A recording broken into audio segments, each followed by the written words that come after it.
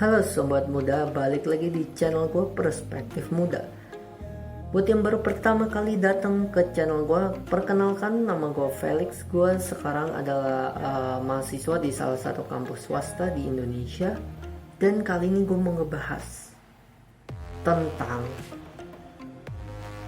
tips bagi calon direksi, bagi calon komisaris atau bagi direksi dan komisaris, supaya kalian gak bisa dikenakan atau dijerat oleh hukum. Mau tahu gimana tipsnya? Ikutin dan nonton video ini. Yang pertama, menurut kita harus berdasar ya, menurut Undang-Undang Perseroan Terbatas. Itu tetap kuncinya, karena bahas company law juga gue mau bahas untuk teman-teman yang mau nonton supaya ngerti lebih banyak tentang company law. Dasar-dasarnya kalau kalian mau tahu, Kak, company law hukum perusahaan gimana sih belajarnya, harus belajar dari mana? UUPT udah, Undang-Undang Perseroan Terbatas itu yang paling dasar. Nih di dalam pasal 66 Undang-Undang PT, direksi sebagai wujud pertanggungjawaban berkewajiban menyampaikan laporan tahunan. Nah, laporan tahunan adalah laporan menyeluruh mengenai perkembangan dan pencapaian serta kinerja dari perusahaan dalam 1 tahun berjalan. Nah, ini sebelumnya disclaimer, gue ngambil ini, gue sambil baca notes juga dari salah satu dosen gue yang ngajar tentang company law. Gue ada bahas sama beliau banyak tentang ini, makanya gue ambil sumbernya dari beliau. Jadi laporan tahunan tuh laporan tentang kinerja, laporan tentang laba perusahaan, balances or kalau di accounting ada namanya income statement atau balance sheet. Nah, itu bisa dilihat di situ. Kalau misalnya kita main saham juga kita bisa lihat ada namanya fundamental analysis. Nah, fundamental analysis itu, nah itu bisa dilihat di laporan keuangan. Nah, salah satunya kita bisa lihat di laporan tahunan. Itu bisa dibuat untuk rekap akhir tahun dan lain sebagainya gitu. Jadi persyaratan pertama supaya bisa menjalankan tips ini harus berdasar pada pasal 66, yaitu menyampaikan laporan tahunan. Harus ada syarat pertama, laporan tahunan. Yang kedua, laporan tahunan tersebut harus mendapatkan persetujuan dalam rapat umum pemegang saham tahunan. Nah, jadi pertama harus buat laporan kan, pasal 66. Yang kedua, buat laporan tapi ditolak laporannya, nggak memenuhi syarat, bisa nggak bisa. Harus memenuhi syarat. Memenuhi syarat apa? Harus mendapatkan persetujuan dari para pemegang saham di RUPST, Rapat Umum Pemegang Saham Tahunan. Jadi kan kita buat nih laporan kan, terus kita ajuin dong ke para pemegang saham pas rapat umum pemegang saham. Oh, ini laporan, bener nggak laporan yang kita buat? Sesuai nggak? Bener-bener nggak? Ada yang kita umpetin, ada yang kita salah, ada yang apa? Udah setuju pemegang saham tuh siapa? Pemilik, bukan pemilik sih sebenarnya. Pemegang saham tuh yang punya saham di perusahaannya. Jadi contohnya perusahaan A nih, perusahaan A. Kita ambil contoh perusahaan apa ya? Ya udah deh, nggak apa-apa, perusahaan A. Nah, yang punya saham tuh ada 3 orang. Yang pertama punya 40%, yang kedua punya 30%, yang ketiga punya sisanya 30% gitu. Nah, jadi pemegang sahamnya siapa? Ya ini yang 40%, 30%, ini pemegang sahamnya. Terus misalnya dibuat laporan tahunan oleh direksi kan, dikasih ke pemegang saham. Pemegang saham itu kan siapa? Pemilik perusahaannya, dia punya sahamnya. Nah, direksi ini yang dia jadiin perwakilan perusahaan. Jadi kan nggak mau dong pemegang saham, jadi pemegang saham nggak mau yang aktif, jadi direksi komisaris. Nah, direksi pas sudah buat laporan tahunan kasih nih ketiga ini, 1, 2, 3, setuju nggak lu sebagai pemegang saham, sebagai pemilik perusahaan, setuju nggak? Oke, gue setuju. Itu jadi lo harus selain buat laporan, buat harus adanya persetujuan dari para pemegang saham terhadap laporan itu gitu. Nah, baru kalau 2 syarat itu sudah terpenuhi, tipsnya ini bisa jalan. Tips untuk calon direksi atau tips bagi direksi atau komisaris itu apa sih? Dan atau komisaris, ada yang bisa nebak? Ada yang tahu? Anak-anak bisnis mestinya tahu. Anak-anak bisnis law tahu nggak nih? Udah diajarin nih sama dosen kalian mestinya.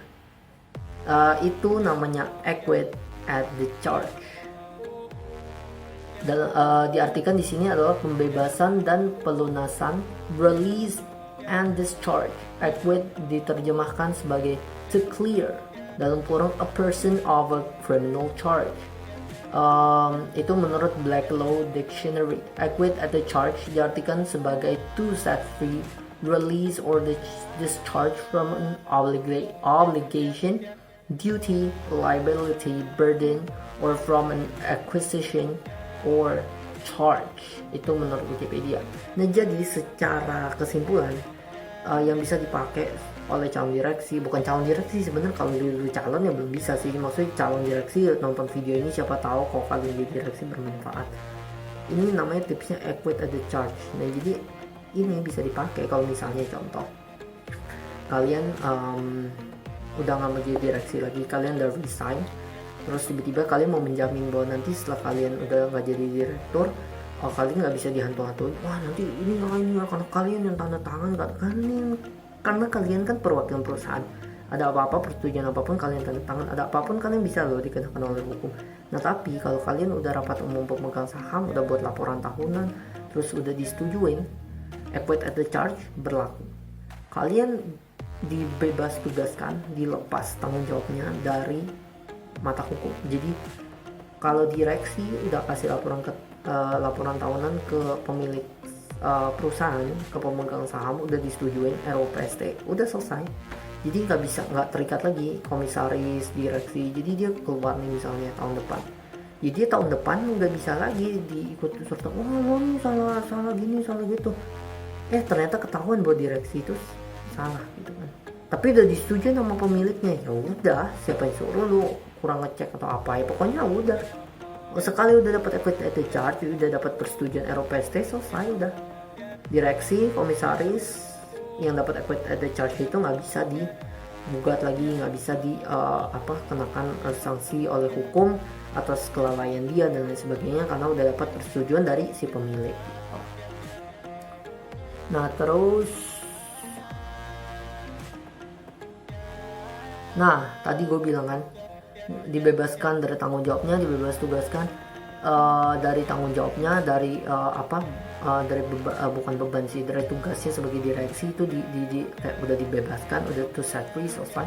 Atau dengan kata lain itu tidak dapat dituntut. Jadi dia udah keluar, ya udah nggak bisa dituntut lagi atas apapun perbuatan yang dilakukan selama dia menjabat sebagai direksi atau komisaris, itu nggak bisa dituntut lagi karena udah ada acquit at the charge. Jadi sepowerful itu. Nah, jadi kembali lagi kan dasarnya itu laporan tahunan.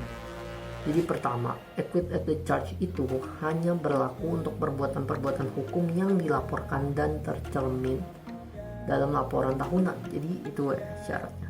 Emang kita harus buat laporan, terus laporan itu disetujuin, tapi isi dari laporan itu atau laporan itu sendiri harus dilaporin dan isinya tuh harus tercermin, ada nyata gitu, nggak boleh penipuan, nggak boleh ada fraud, nggak boleh ada etikat buruk dan lain sebagainya, harus jelas gitu. Kedua, acquit at the charge hanya akan memberikan pembebasan dan pelunasan yang bersifat perdata. Ingat, perdata. Jadi yang berurusan dengan perdata, perjanjian, kontrak, nah itu bisa. Tapi kalau udah hubungan dengan non perdata, nah bisa. Sedangkan perbuatan hukum direksi yang bersifat pidana tidak termasuk ya pidana, dan oleh karena itu tidak dapat diberikan acquit at the charge.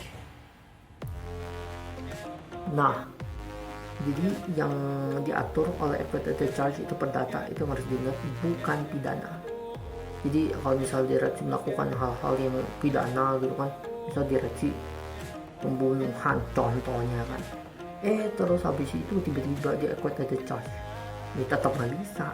Tapi kalau di corporate action, contohnya dia tanda tangan perjanjian kerjasama, terus ternyata di belakang ada kesalahan apa gitu, dan udah acquit at the charge, ya udah nggak masalah, karena kan udah dianggap udah ada persetujuan dari si pemilik, udah oke, jadi ya udah nggak, pemiliknya udah nggak bermasalah, jadi apa yang mau dipermasalahin, hukum udah nggak bisa apapun lagi, nggak bisa ada langkah hukum yang bisa ditempuh, penuntutan udah nggak bisa lagi gitu. Nah, tapi yang jadi masalah, hukum itu selalu ketinggalan. Equity at the charge waktu itu gue perdebatin, gue cerita kasus sedikit. Waktu itu gue sama dosen gue, bukan perdebatin sih, gue nanya sama dosen gue, Pak, ini dulu bapak suruh saya buat tentang equity at the charge. Oke, saya mau buat. Tapi masalahnya Pak, saya lihat di UPT nya equity at the charge di mana Pak? Dia nggak ngatur. Jadi batasan equity laporan tahunan tuh isinya apa aja diatur, tapi equity at the charge-nya sejauh apa, batasannya gimana, di UPT di pasal berapa ada tentang equity at the charge. Terus setelah dia equity at the charge langsung hari itu atau besokannya berlaku, atau setelah laporan itu saat diterima atau gimana. Apalagi sekarang ada sistem yang dulu waktu gue belajar tuh ada yang dia laporan dia secara online kayak gini. Jadi dia dari satu laporan gitu kan, dia kirim kayak semacam pakai JNE, pakai apa, dia kirim laporannya, terus dia tanda tangan, terus dia kirim lagi ke yang berikutnya, pemegang saham berikutnya. Contoh, karena RUPST kan gak gampang. Contohnya saham kayak perusahaan Astra, Unilever, itu kan big companies with many shareholders gitu, ada banyak pemegang saham di situ. Kalau kita cuma bertiga ketemu di cafe, tanda tangan, selesai. Kalau ini kan gak gampang, jadi harus dikirim. Emang ketentuannya di yang terakhir tanda tangan, mulai dari situ kayaknya antara pokoknya sejak orang terakhir tanda tangan. Nah tapi itu kan harus dicari tahu, harus prosedurnya, pas dibalikin lagi, habis itu baru baru gimana prosedurnya, masih panjang. Jadi gimana untuk teknisnya equity at the charge mestinya diatur di UPT, tapi ya belum diatur. Jadi kayak akhirnya dosen gue bilang waktu itu, ya lu jawab berdasarkan analisa lu, berdasarkan makalah lu, berdasarkan pemaparan data yang lu dapat aja. Dan dia bilang, wah ini malah bagus buat nanti lo analisa lebih lanjut, kenapa equity at the charge belum ada aturannya. Jadi kalau mau dibuat aturan mestinya secara detail lebih gimana dan lain sebagainya. Ya itulah sedikit tentang gue cerita yang gue bahas ke dosen gue tentang kasus ini, tentang equity at the charge yang kita waktu itu ditugasin buat bikin makalah. Jadi segitu aja sih untuk equity at the charge. Semoga teman-teman bisa paham, semoga teman-teman bisa tahu. Yang mau jadi direksi komisaris penting banget untuk memanfaatkan equity at the charge ini. Oke, terima kasih untuk yang udah nonton. Jangan lupa untuk terus support channel ini supaya channel ini bisa bagiin perspektif. Kalau ada yang mau kasih masukan, ada yang mau kasih topik-topik yang mau dibahas, ataupun ada yang mau collab untuk podcast atau untuk motivasi atau untuk perspektif hukum, gue silakan banget bisa coba kontak gue. Gue juga lagi nyari sih app buat enak buat collab gitu, di mana either Skype atau apa gitu, jadi bisa langsung collab karena sekarang zamannya collab kan. Oke, kalau gitu sampai di sini aja video tentang tips bagi direksi atau komisaris supaya bisa terbebas dari hukum. Terima kasih yang udah nonton, jangan lupa like, comment, share, dan subscribe. Sampai jumpa di video selanjutnya. Bye.